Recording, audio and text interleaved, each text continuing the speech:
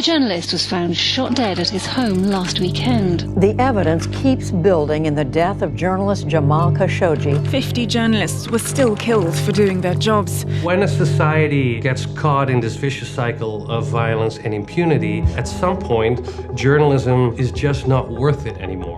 That's enough. Put down the mic.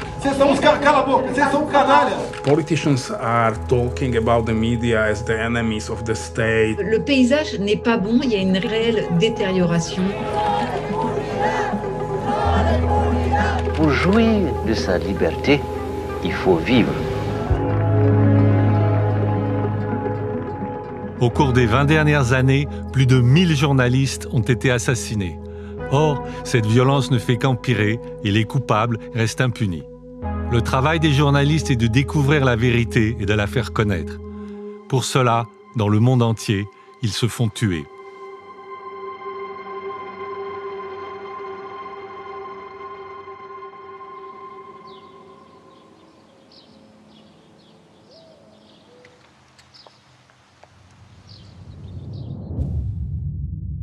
Jan Kuciak était connu en Slovaquie pour ses révélations sur la corruption en politique et dans les milieux financiers. Mais le 26 février 2018, Jan et sa fiancée Martina Kusnirova furent tués par balle à leur domicile. Jan Kuciak avait 27 ans, toute la vie devant lui. He was the most kind and decent man I knew among journalists. He was always very helpful, very polite to everybody, and he was a brilliant analyst. I believe that for him, his work was also his hobby, but it's always dangerous. Aj keď to nebude žiadny storytelling, ale pokúsim sa tie Panama Papers ukázať aj z toho hľadiska. He really liked beer, he had the friends, he was reconstructing his house. He was very kind and very nice person in general, but he was writing like really hard-hitting investigations.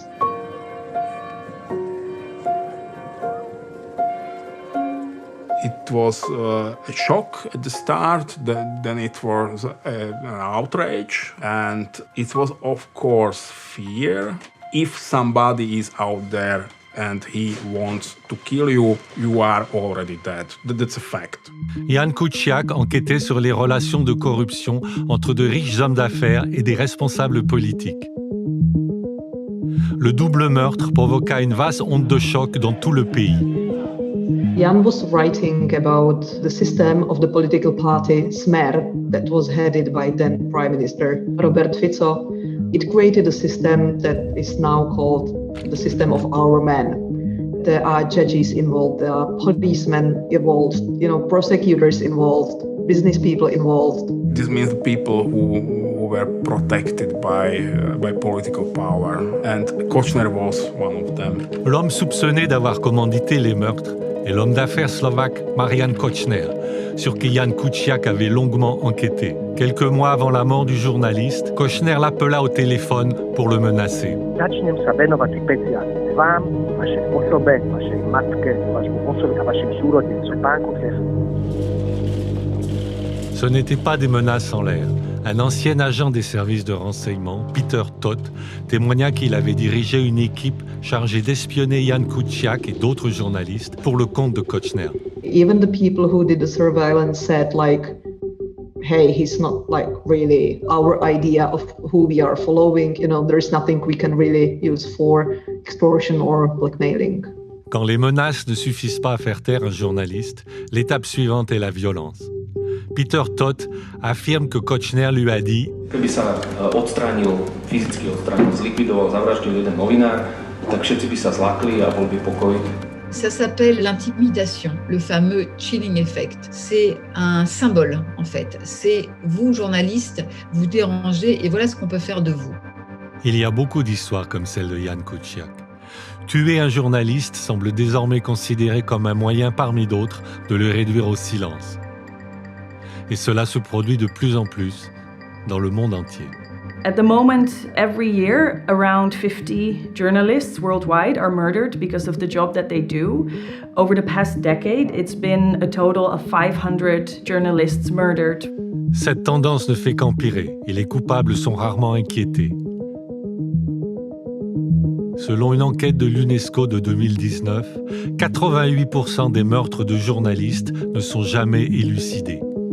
One person murders a journalist, absolutely nothing happens, and it means that someone else who has this idea feels encouraged that this is something one can do. L'impunité dont jouissent les assassins est un exemple de ce qui peut arriver quand le pouvoir s'exerce sans limite.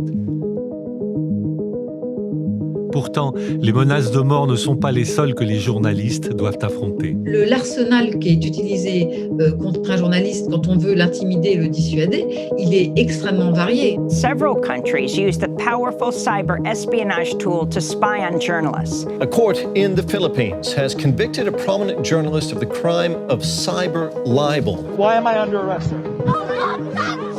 Online harassment is ugly and routine for women in journalism. Il y a le cyberharcèlement, il y a les pressions judiciaires, il y a les pressions financières, il y a les pressions directes avec les attaques verbales contre un journaliste. Hi, are you with the media? Use the fucking lawyers, use the chiefs. Ce média bashing, cette perte de confiance dans le journalisme, elle a contribué à galvaniser les foules qui s'attaquent aux journalistes. Et la parole publique, la parole des leaders politiques qui se livrent à des invectives contre les journalistes, elle est utilisée par ces manifestants. It's quite a common thing that we are called the public enemies by politicians. Vocês são os caras, cala a boca, vocês são canalha.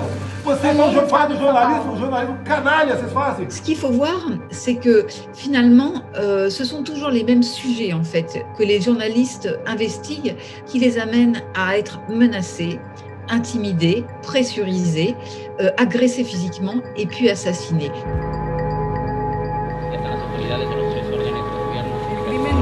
El periodista Javier Valdés ha sido la gota que... La periodista Miroslava Brecht fue asesinada hoy. Entonces, yo vivo en un país que es México, donde continuamente pues estamos inmersos en un sistema de impunidad, donde hay niveles de violencia que cada vez se incrementan más. Au Mexique, la violence contre les médias est devenue banale. Avec plus de 120 meurtres depuis l'an 2000, c'est le pays le plus dangereux du monde pour les journalistes. There's an incentive for aggressors against journalists to keep using violence because the chance that they'll be caught is extremely low. Alors qu'en moyenne dans le monde, un meurtre sur 10 est élucidé, au Mexique, c'est à peine 1 sur 20. Los políticos, los criminales y todos esos poderes fácticos que siempre están intentando silenciar a los periodistas, el saber que si ellos mandan matar a alguien, simplemente no les va a pasar nada.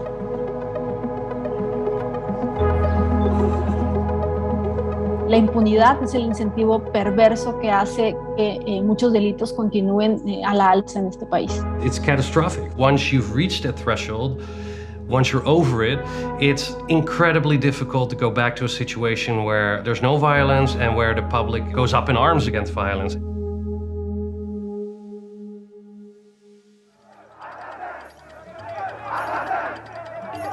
Pourtant, partout dans le monde, des gens se battent pour mettre fin à cette impunité. Au Burkina Faso, cela fait plus de 20 ans que le peuple réclame justice pour le meurtre du journaliste d'investigation Norbert Zongo. Si vous n'avez pas mangé, il y a deux solutions. Ou il n'y a pas de nourriture, ou quelqu'un a mangé votre place. Il est connu pour ce qu'il représente. Il représente vraiment la fermeté dans la lutte pour la justice, pour les libertés. Le 13 décembre 1998, Zongo et 3 compagnons sont retrouvés tués par balle dans une voiture calcinée au bord d'une route. Il était le responsable d'un journal d'investigation qui s'appelait L'Indépendant. Et ce journal faisait des révélations sur les crimes crapuleux du régime. Pendant des années, Zongo avait compliqué la vie des dirigeants du Burkina Faso. Peu avant sa mort, il enquêtait sur l'assassinat d'un chauffeur travaillant pour François Compaoré, le frère du président Blaise Compaoré. C'était à l'époque un homme très puissant qui avait un rôle dans l'ombre. Il n'avait pas beaucoup de tâches officielles, mais il était très proche de son frère, conseiller politique. Il était très redouté. Le peuple burkinabé, profondément indigné par cet assassinat, manifesta en masse pendant des mois pour réclamer la vérité et la justice. C'était gigantesque parce que les gens venaient de différentes provinces du pays pour se retrouver. C'est la deuxième ville du Burkina, Bobo-Dioulasso, où il y avait une gigantesque marche meeting. Aussitôt après sa mort, il y a un collectif qui s'est formé pour défendre sa cause, pour que vérité et justice se fassent. L'ampleur du mouvement obligea le gouvernement à réagir. Et le président Blaise Compaoré dut nommer une commission d'enquête indépendante.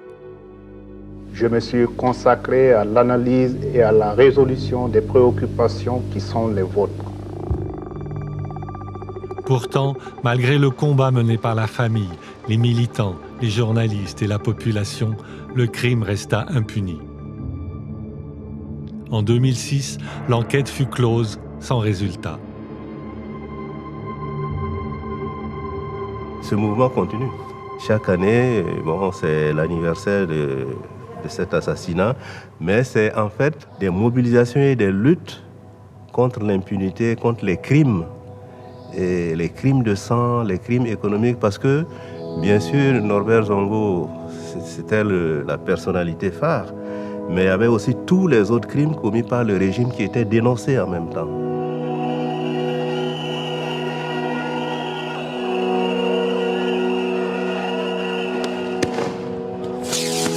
En 2014, après 27 ans de règne, Blaise Compaoré est renversé et se réfugie en Côte d'Ivoire. Son frère François, soupçonné d'être le commanditaire du meurtre de Robert Zongo, s'installe en France. La bataille pour la vérité sur la mort de Norbert Zongo a été le terreau sur lequel a poussé la forte demande de démocratie qui a abouti à la chute de Blaise Compaoré. La majorité, plus de la moitié peut-être même, aujourd'hui des Burkinabés n'étaient pas nés à l'époque de l'assassinat de Norbert Zongo. Mais dès lors que vous évoquez cette affaire, vous verrez toutes les passions qu'il y a autour. Vous voulez vous exprimer, monsieur? Non, pas de réaction. Pas de réaction. L'enquête est réouverte et en 2017, un mandat d'arrêt international est délivré contre François Compaoré. Retenu en France, il se bat contre son extradition et s'offre les services d'avocats prestigieux. C'est un détournement judiciaire à des fins politiques. Près d'un quart de siècle après le meurtre de Norbert Zongo, la justice va peut-être enfin passer. L'affaire Norbert Zongo, elle était morte, aujourd'hui, elle est en cours, nous en parlons. Là, en France, une procédure d'extradition est en cours. Il faut rappeler que c'est la justice burkinabé, donc les autorités burkinabées qui ont demandé cette extradition. Qui aurait pu l'imaginer sous le règne de Blaise Compaoré? Il demande l'extradition de son propre frère. Moi, je pense que personne, déjà. Voici les noms de journalistes tués au cours des 20 dernières années. Tous avaient risqué leur vie pour porter la vérité au grand jour, et ils en moururent. À cause du manque de volonté politique ou de moyens institutionnels, seuls quelques-uns de ces meurtres font l'objet d'une enquête. Et un tout petit nombre de coupables seront finalement jugés. What we're hoping is that by solving these murders, even 10 years, 15 years after they occurred, we're sending a message that you cannot get away with murder, you cannot get away with attacking journalists. C'est une affaire qui est suivie depuis plusieurs années, sur le plan judiciaire, sur le plan des mobilisations dans la rue, sur tous les plans, on n'a pas lâché d'un seul iota. En Slovaquie, la mort de Jan Kuciak a poussé des milliers de citoyens à descendre dans la rue. Le peuple exige la fin du système de corruption mis en évidence par ces meurtres. One of the reasons why we didn't give up as a journalist was that, we saw all the people in the streets who were protesting the murder of our colleague. And it was like a huge motivation and huge support to continue in the work we do. Notre rôle, c'est de faire en sorte d'accompagner ces affaires, de les dénoncer, de dénoncer l'impunité.